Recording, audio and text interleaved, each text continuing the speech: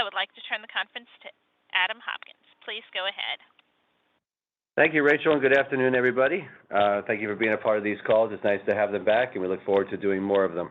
Without any further ado, I'm going to turn things over to Shawn Michaels. Saying hello to everybody. And again, yeah, like Adam said, thank you guys for being a part of this. And yeah, I wanted to, I don't know, at least try to get back to these. And look, I'll be,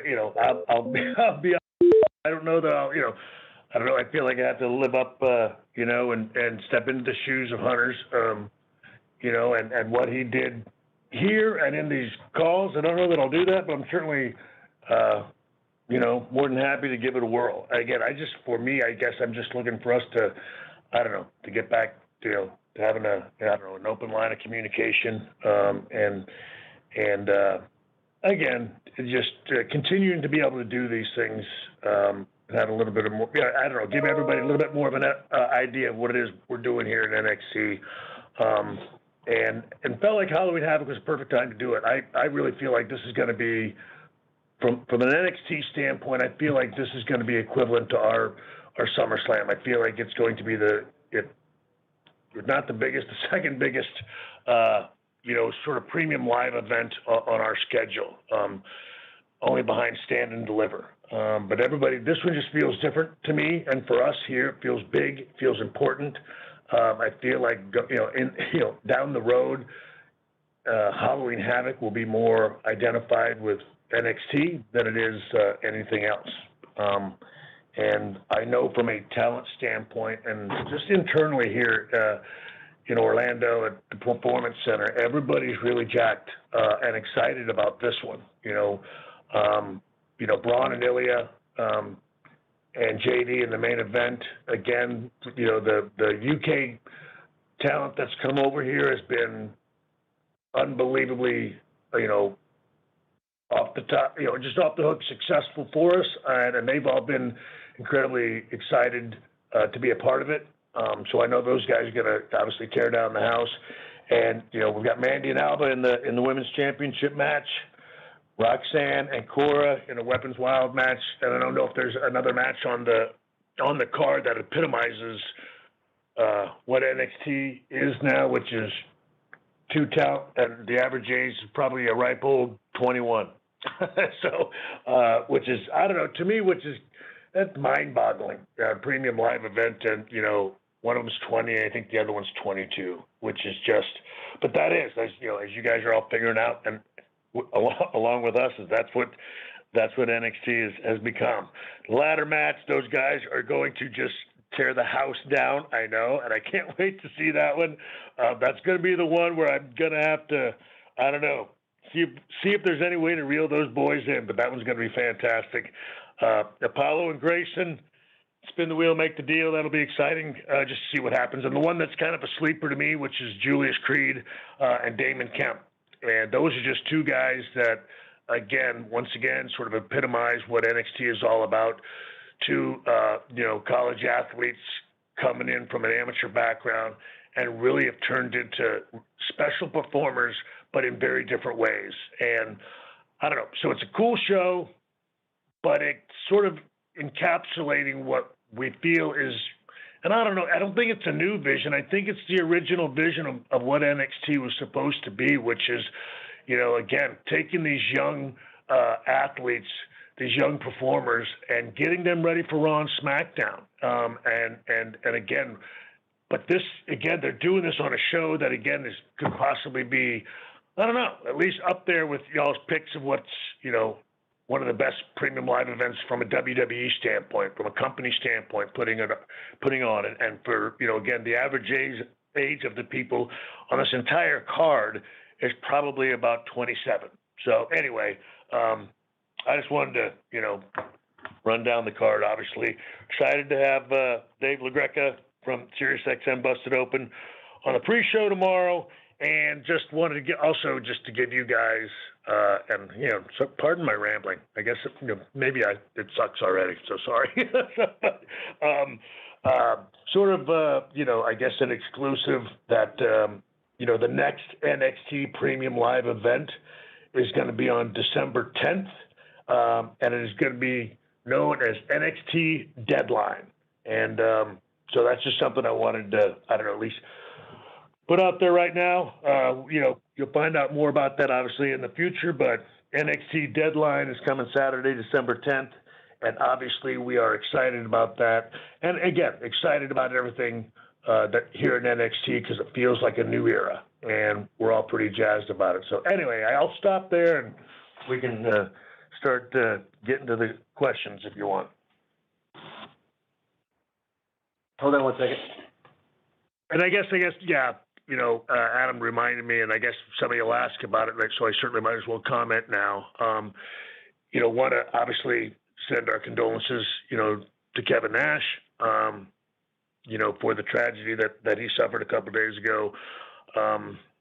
Look, and we just offer our prayers and our thoughts and our condolences to, him and Tamara.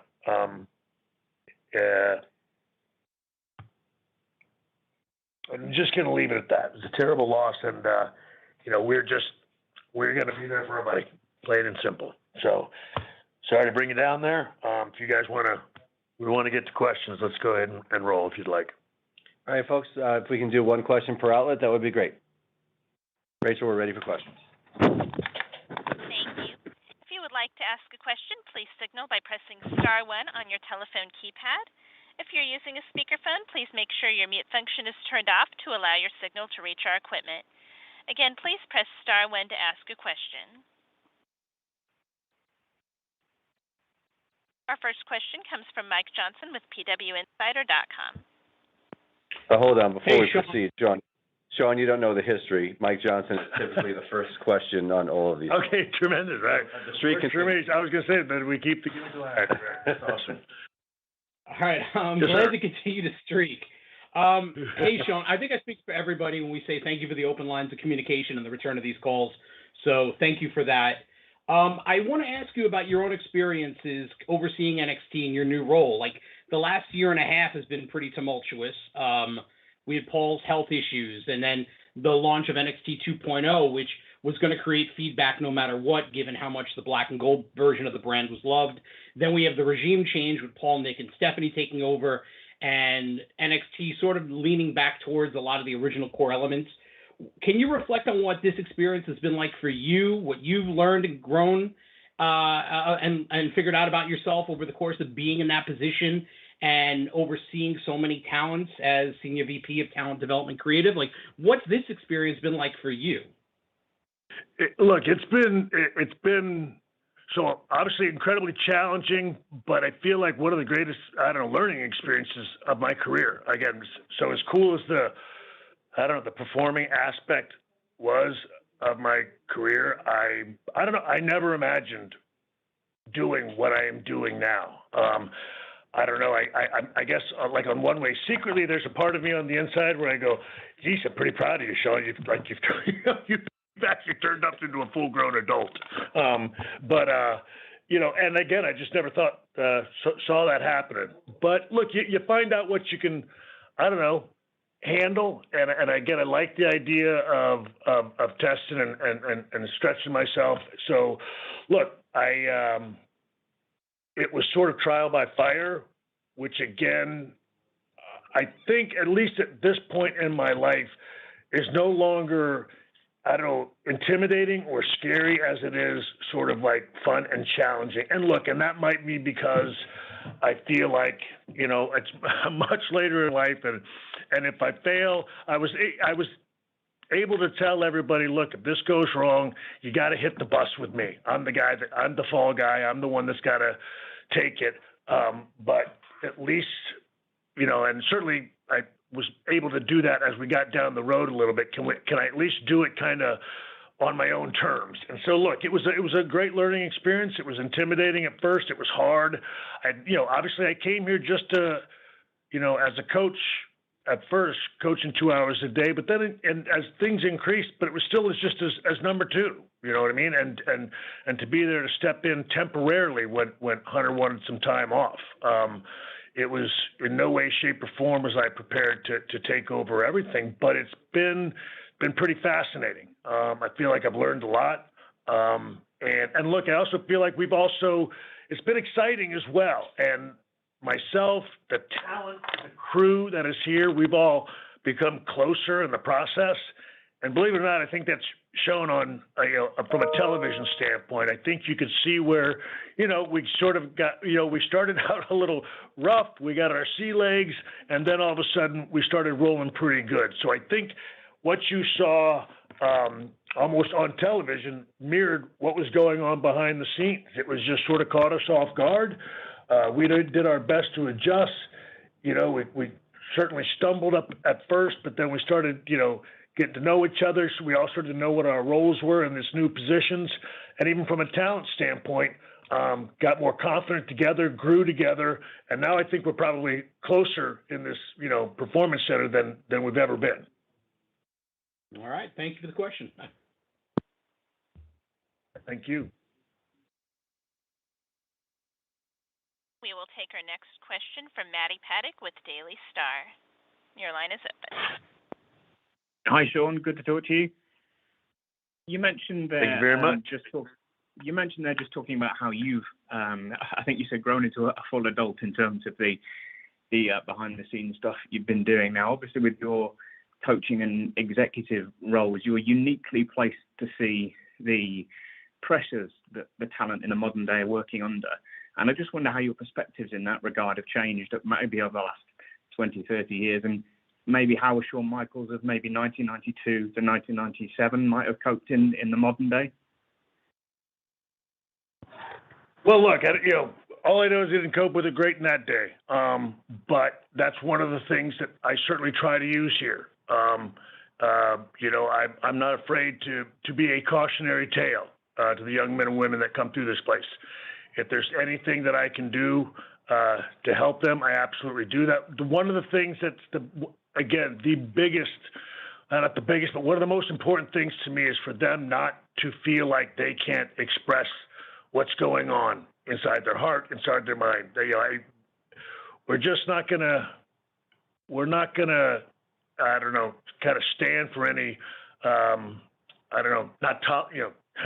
tolerance is a huge thing here. We have to have it for one another. And I know the struggles that I had mentally sometimes going on, and I don't want them to have it. So again, I just think that's something that, an open line of communication. Nothing is silly. Nothing is unimportant. If it's a big deal to you, then it's a big deal to us, and let us try to help you through it. Again, and I recognize that, I don't know, for my generation, back in my day, I just don't, I'm sorry, I don't want to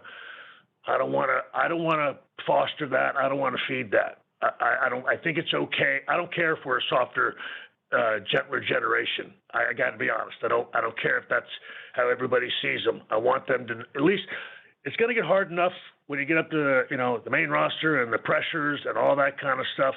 I'm not doing it here. I want them to be comfortable. We're going to do everything we can to prepare them. We'll let them know it may not be the same, but at the same time, I want this to be a fun experience. Again, it is it was mentioned earlier. Mike said it. It's like a college atmosphere.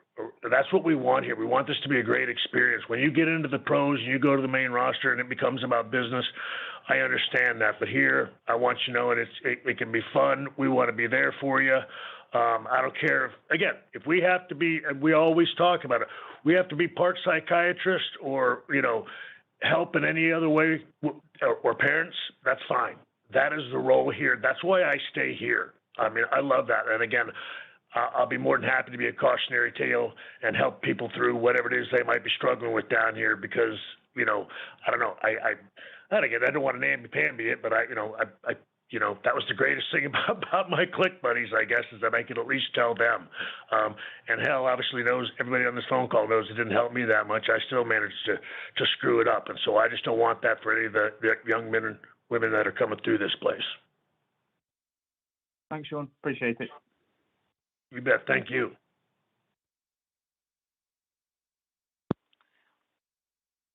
We will take our next question from Jason Powell with Pro Wrestling. Please go ahead. Yeah, hey, Shawn. Naturally, Paul Levesque and Vince McMahon are going to have different tastes. Have you altered your approach due to that changing of the guard? It seems like maybe one example might be some smaller wrestlers are being featured more than it seems like they would have under the old regime. Yeah, well, certainly so. When 2.0 first launched, again, you sort of get there was a little bit of, I guess, micromanaging at first, you know what I mean? And almost, again, a certain way, yeah, I mean, look, a game plan, if you will, marching orders, so to speak. But then as as you get down the road, look, at some point, and again, I want to say right before maybe Stand and Deliver, it was just about really having a conversation and saying like, hey, can we just talk? Again, I'm a good soldier. I'll do absolutely whatever you want, but we are down here like on the grounds. We're here, and I feel like I know what you want, but can I go about it sort of in a different way? And can I go about it my way and integrate it? Again, we'll still get these young men and women into the system. We'll still get them on television, but I need to do it, in a way that works for them. We know their limitations. We know what they're able to do, what they're not able to do. I feel like we have the ability to put them in better situations for success. Would you mind, again, it's where I had look, if somebody gets hit by the bus, it's got to be me. But will you trust me, to do that? And again, it was just, getting to have that conversation, and it was right before Stand and Deliver, and that's when we sort of, again, I felt like we kind of turned the corner because again, and look, in their defense, look, some of it, look, maybe certainly it's different tastes, but they were also dealing with a guy, me, who hadn't been in that role. You know what I mean? And I don't blame anybody for not being sure, again, because again, they hadn't seen me do it before. So some of it, I think, probably might have been me having to earn my stripes as well, which I certainly didn't have a problem with. But eventually we got to a point to where the trust factor was there and we were able to take the reins over a little bit more. And now, obviously, Hunter, obviously trusts me a great deal. And it is different. And now, again, you can see it. The synergy is different. The feel is different. But again, we're now acting as if we're all under one big umbrella. And look, I'm not going to insult anybody on this call. We just know that we were kind of a separate entity unto ourselves at the other time. And now that's just not the case. And that makes it, again, those things alone make it easier. And again, like I said, Hunter's, for the most part, to put it this way, now I really can say it was partially true before, but if you don't like it now, that's on me. Sorry. You know what I mean?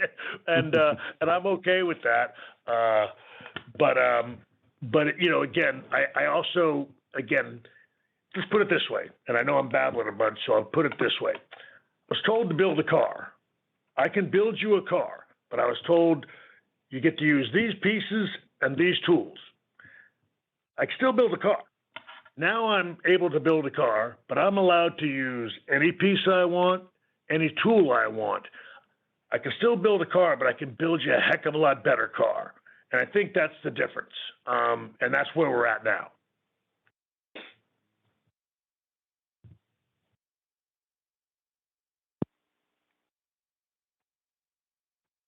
Everybody signed up. They were bored to death on that one. They're like, oh my God. Somebody shut him up. And we'll take our next question from Stephanie Chase with Digital Spy. Your line is open. Hi, Shawn. Great to talk to you today. Thank you very much. We've been seeing that you did some training with Logan Paul this week. What was that like? How is he taking to wrestling, in your opinion? And how do you compare what it was like to work with him and some of the young, greener talent you've been working with in NXT? Well, so working with him it really was fun. I mean, he's a bright kid, and again, I didn't know him clearly. I'm whatever. I am a square. Obviously, I know of him, but I saw what he did at Mania, and I just thought he was clearly you could tell that he was somebody that committed. I know the stuff he's done in the past with the boxing. When he jumps into something, he's going to go all in. He works really hard. So I was curious to see how much time and effort he was putting into this. And like I said, he requested this. I jumped at the opportunity because I was just really curious. But he's actually, again, he's a nice kid. Clearly he's bright. He does work really hard. The difference, but that you say is that, so, obviously because he's got a big platform, so he comes in at a certain spot, shall we say, that none of our young talent is going to really come in at. And you sort of have to put the cart before the horse with somebody like him. You come in, he's in this match at WrestleMania, so you kind of maybe just train him for what he's going to do there at that one match. And that's one of the things he and I talked about yesterday was, hey, while you're doing this, we got to go back and make sure we teach you some of those foundational, fundamental principles that will better link all of this stuff together. You know what I mean? He's sort of, again, because of his popularity, they kind of start him like at 5 years down the road, but he's still in day one or, whatever, the first 6 months, training wise. So that's one of the things that I felt, again, if we could go back and treat him teach him some of the fundamentals, I think that'll really help him kind of understand at a better level how you link all those other pieces that he's learning together, and I hope that makes sense. But again, I really did. I found him to be, again, a very bright kid, a nice guy. He's got a great crew around him. They seem to be good boys. So it was a lot of fun. Getting to be the cool kid in class for a day was pretty cool yesterday. Thank you, Shawn. Yes, ma'am. Thank you very much. And we will take our next question from John Alba with Podcast Network. Hey, Shawn, thank you so much for the time today. I want to ask you about Carmelo Hayes. He had an interview with The Ringer this week, and he mentioned how helpful that you in particular have been, and he's certainly not shied away from posting about that on social media in the past. How much have you taken to working with him, and how far away do you believe he is from being a significant contributor for WWE on the main roster level? I have taken interest in Melo from day one, and I can remember I got him on television as quickly as I could, but at the time I believe it was still 205 Live at that time, and of course, I was talking to him, and I said, look, I know you don't want to, I just wanted to get you out there and get you in front of the people and in front of Hunter at the time. And he's like, yeah, well, because I don't want to be limited to 205. And I said, I know. I said, but for me, it was more important to get you out there so that, everyone could see like this kid can go. Anyway, Carmelo and I get along great. He's a good kid. And I think the sky's the limit for him. He's special. He's talented. And he is, we have a lot of talks. He's, I gave him the same line that I was given many, many years ago, which is go ahead and push the envelope, go out there, let me pull you back. And he does, and I've seen that he's mentioned it, like, yeah, Shawn's had to pull me back a couple times, and that is true. But again, he's never, he never complains about it. He's a pro too. I guess I like that about him as well. He's got a lot of charisma. He's got a lot of ability. He's got a lot of attitude, but he really is. He's a respectful young man. And look, that's what's so great about a lot of people down here. We've got some really talented people. You know what I mean? And they're darn good, young men and women of character too. So I think I'll say this to answer your question. I mean, he's ready anytime somebody wants him. I think, again, of course, he's only going to get better. Can he always learn more? You bet, but all of us can. but he's certainly ready whenever they want to take him, because I think he's going to go up there and be with people better than him, and that's how you improve in this line of work. Great, thank you. You betcha. Thank you very much. We will take our next question from Alistair McGeorge with Metro UK. Hi, Shawn. How are you doing? I'm doing well, Alistair. How you doing? Good. Yeah, not too bad, thanks. You've alluded to, obviously, the synergy and integration between NXT and the main roster, which is a huge positive, but there's also, I guess, the challenge of finding a balance where you could have, say, a talent like Roxanne impress on SmackDown, and there's a chance of losing a talent like that to the main roster before you planned on it. So how do you strike that balance when it comes to your role and your position in the company?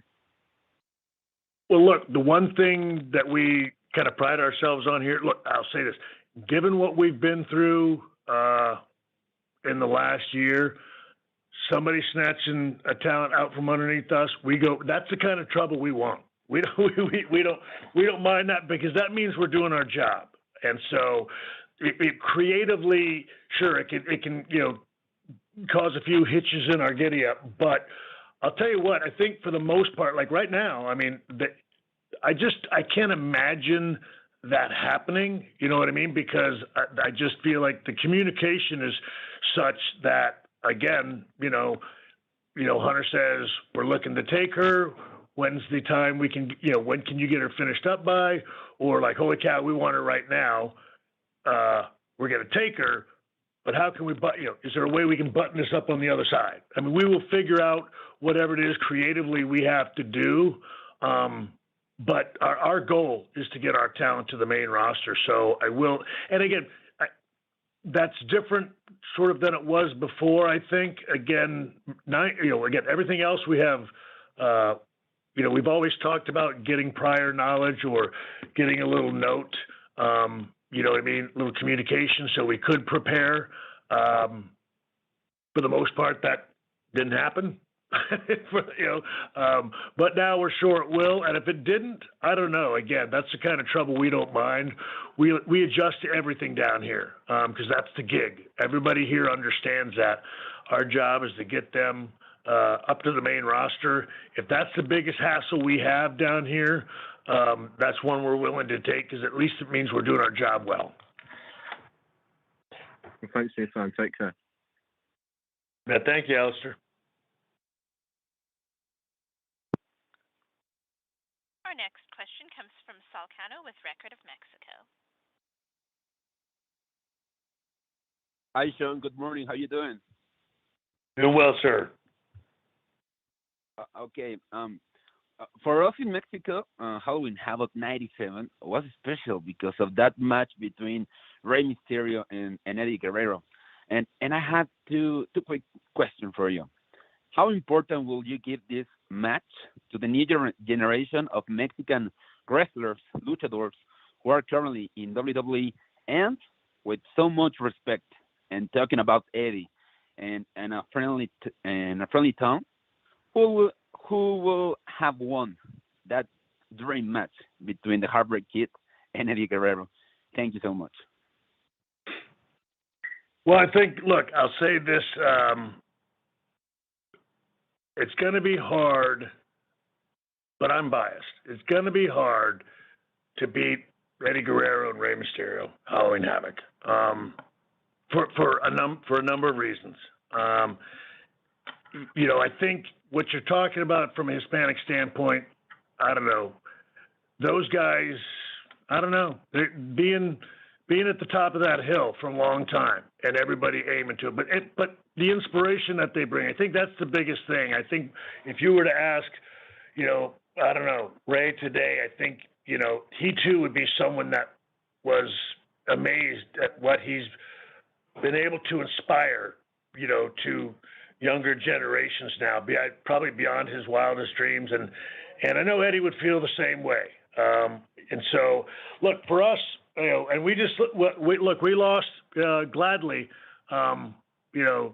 Legado del Fantasma, and Santos and the crew, again, a couple Halloween Havocs ago, what they did, what do we call that? The Day of the Dead?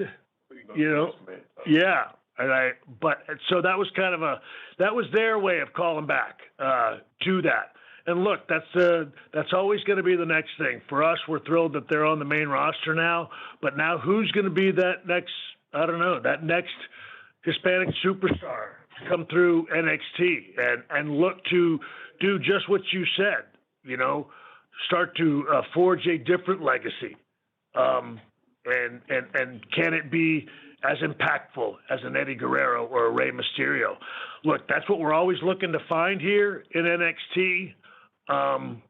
But I tell you, you know, those two guys set the bar really high, and you know, gladly, you know, the case for you know, for them, I'm sure, and certainly for all of us. But look, we're looking forward to see who's gonna to go after that. Right now, after Santos and Legados, right now I think that's where we're at here in NXT, looking to see who is going to be the next Hispanic superstar that can sort of take that place. Thank you so much. And as far as asking who would win between Eddie and I don't know. You know, that's one so I've always heard that one, and that was one nobody ever me and Eddie never ever came across like my desk, so to speak. But I've heard that, I don't know, that somebody pitched it at a creative meeting. It would have been a blast to do. Look, I think that's one good thing. I guess Eddie and I, certainly where we were at it, you know, later on in our careers, we'd have probably argued about who was putting who over. You know what I mean? So none of us neither one of us would have had a problem. That's for sure. It would be my honor to put Eddie Guerrero over. Thank you so much, Shawn. Yes, sir. Thank you.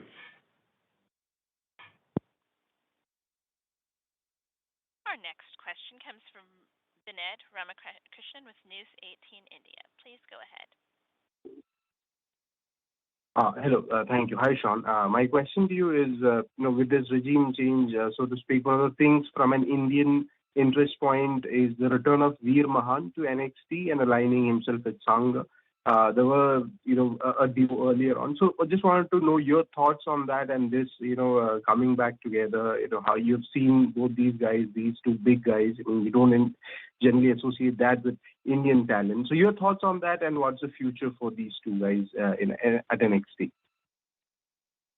Well, look, I think they, I'm not sure. So I guess like the main roster took Veer. I'm not sure if I think they had certain plans for him. So we had Sangha down here, and when you get to know him, he is absolutely he's an amazing, I don't know, intelligent, bright, you know, man, and he is really what we were putting him on television doing was who he is.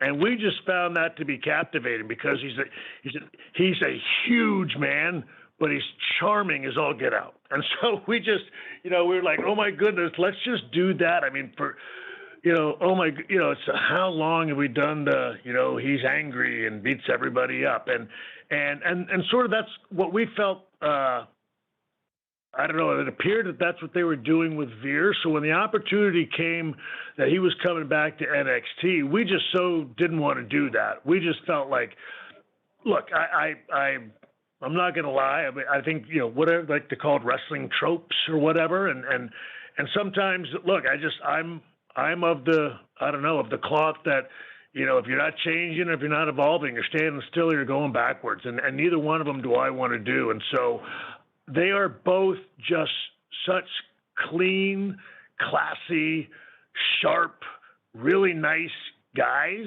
So we wanted to present them that way. They're just, I don't know. They're just really classy, and so we just thought, like, why don't we just do that and sort of present them as who they are, and then now I'm not going to give you the whole skinny on what we're doing, but we think we've got something pretty pretty cool and fun. But again, we wanted it to come in the package that it currently is, which is really who they are, because they're unbelievably, smart, bright, intelligent, again, classy men, and that's certainly the way we want to portray them.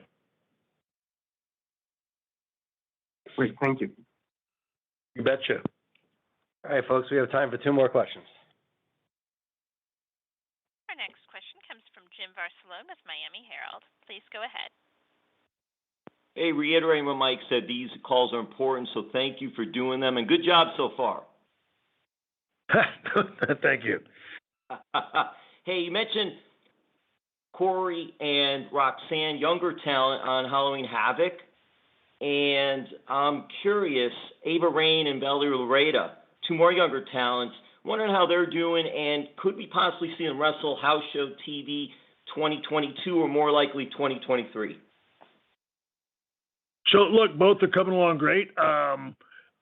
Without, I don't know, I don't want to give, again, don't want to give all the trade secrets and stuff, but look, I think easily, in my opinion, so 2023 for sure, but they're both getting awfully darn close. So they, certainly might from a live event standpoint, and I think Valerie's done 1 or 2, I think, out on the road. So she's already getting there, but absolutely. And I know, Ava obviously has done. We've had to do some promos and stuff like that. We do a lot of obviously stuff here in the Performance Center, but yeah, I would easily both of them. Maybe by the end of the year, but absolutely 2023, and certainly in the future. So they're very close. Thank you. You bet. Okay, final question. And our next question comes from Luca Carbonero with Tom's Hardware of Italy. Please go ahead. Hi, Shawn. Greetings from Italy. Thank you for being here. So I want to talk to you about NXT Europe. It was a huge announcement replacing NXT UK. I'm curious to know if you will look for talent in Italy, and if will we ever see a big show in Italy? So yeah, very excited about NXT Europe. And yeah, you're talking. So we do. NXT Europe, and so that is one of the things that we've talked about, which is some of it's just selfishly, we got to go to Italy. So yeah. So absolutely, and so we are, because we're looking. We're trying to get all of our ducks in a row. We're going to start here very soon in 2023, and we've already got talks going, for that, and sort of going to do what we can to start reaching out in 2023.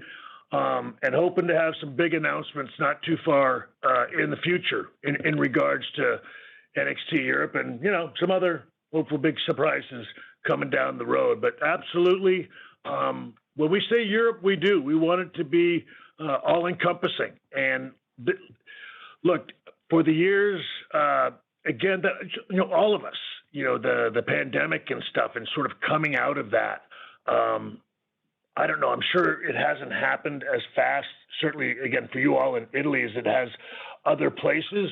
But we are cognizant of that. And that's certainly one of the things we want to make sure we rectify in 2023, which is truly, again, being able to get out more. And that's, again, from an NXT standpoint in general, we recognize and understand that sort of, again, we know our role here, and we understand that, but we've got an exciting and passionate fan base, whether it's NXT domestic or NXT Europe, and it's time for us now to start getting out there on the road a little bit.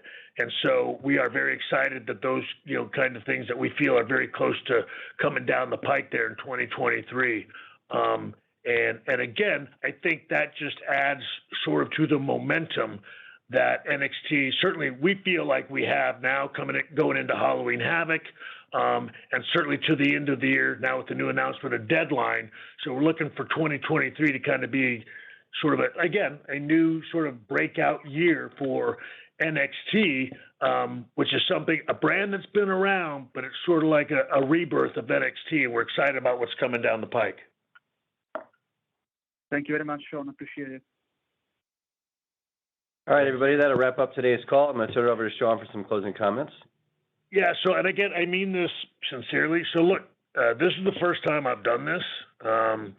I do want to do this stuff, but again, you don't have to say it on here or whatever, but if you want to give feedback to Adam, or whatever, like what I could do better, or, or I don't know, specifics, or he's too big, or, or I don't know.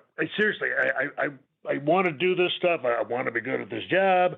I want to, cultivate, a relationship, but I know that sometimes I don't have, believe it or not, I don't have all the information. You want some of the inside skinny. I purposely stay out of that stuff because I found it to be a hassle. That's why I stayed here in Florida, boys and girls. So, but look, I don't know. I just appreciate y'all doing this. Appreciate y'all being patient with me. And seriously appreciate the help on you guys getting us out there. When everything's said and done, this isn't about me. It's about NXT, and it really is about the young men and women that come through this place.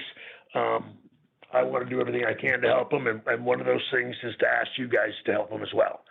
And look, if you don't mind doing that, I sure as heck will appreciate it. And if you don't want to, man, I get it and I understand. But just I don't know. Hope we can continue to do this. And if you got some tips or whatever that I need to be better at, feel free, man. I stopped, stopped taking it personal a long time ago. So I'll take any advice I can get.